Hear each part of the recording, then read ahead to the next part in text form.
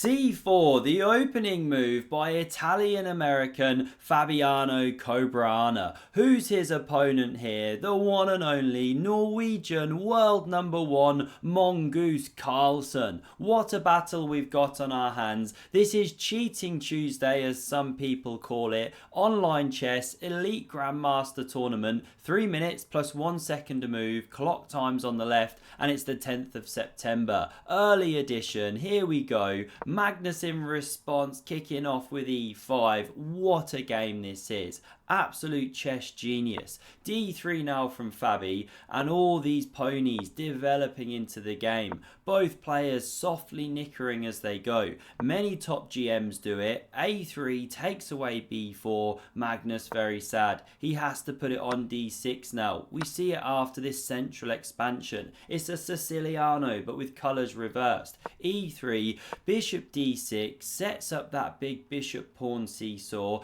Fabi carries on developing, and Magnus goes to clamp down on this square. b4, Fabi can push p, so he goes b3 instead, preparing to brie and cheddar that bishop, and now surely Magnus castles the king. Bit of rook e8 action, maybe do something with this bishop, develop the queen, but oh no, that's why I picked this game. We don't get anything boring. He goes g5, what an attacking move, but the big question is this a case of premature attaculation? Many top grandmasters suffer with it. Fabi himself, no stranger to it. Have a listen to this. And I was hoping that he would go for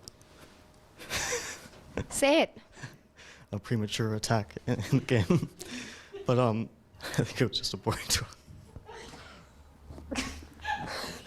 Right now, apparently believes he prematurely attacked me, but then what did he miss? How were you able to equalize so easily? I mean, White has a... what?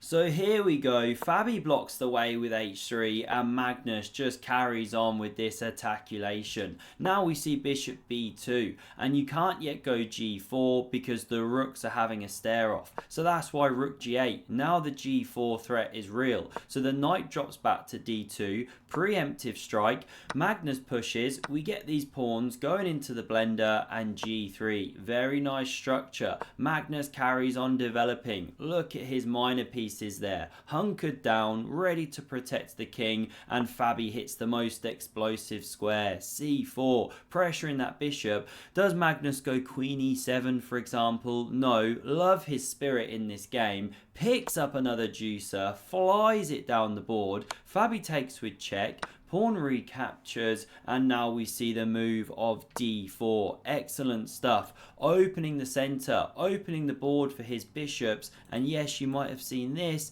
but did you also see this? Very nasty double attack. So Magnus apparently should take here, according to the Silicon Overlord, but he pushes p with e4, and the problem is he's shedding a full pawn. You can take on b5, good move, looks so natural, but Fabi does this, also a great move, top move according to Stock Guppy, and now rook b8 from Magnus. He saves that pawn, Fabi snaps this one, and f5. What fighting spirit. Magnus has now pushed every pawn, doesn't care about his king, he wants to kill Fabi's. Now yes, you can drop back, but an even better move is rook c1.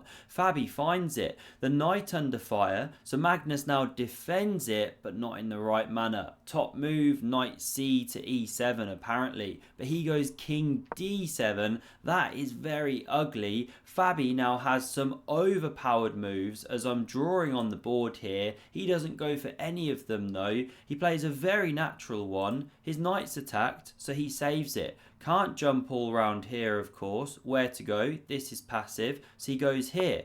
given the miss. Very, very harsh from Stock Plankton. That pawn under fire. Again, Magnus doesn't care. I mean, such intuition, right? This is chess genius, I swear. He knows he has to attack. He goes rook h8. Fabi naturally captures, or else he's got to go really passive. Magnus captures back here, and now the knight crashes through on b5. That's 2 extra pawns for white here, plus the bishops, plus the safer king, arguably. What to do? How is Magnus going to stir it up? He starts with knight c to e7, a queen invasion immediately better. Apparently, Fabi now goes a4, bolstering that knight on b5.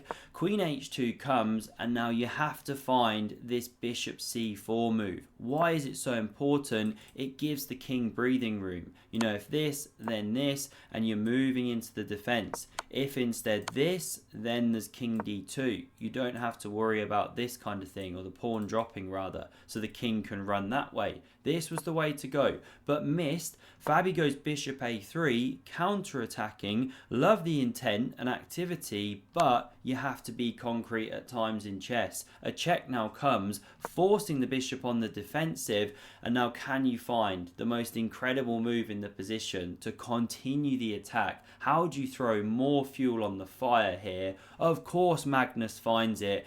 He plays the excellent pawn to f4. And what to say about this move? Christian said it best. Trust me, it's an absolute banger.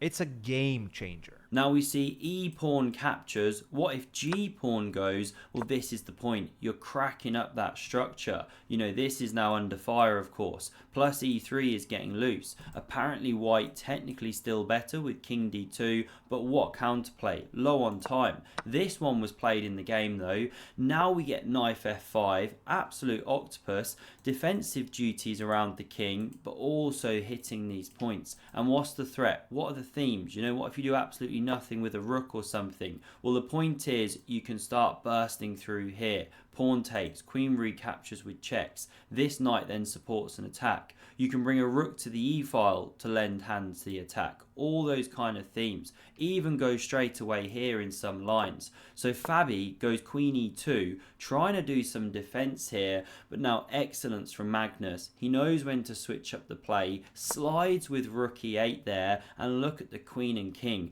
Lined up like a shish kebab. Now queen d2 played, or king d2 rather.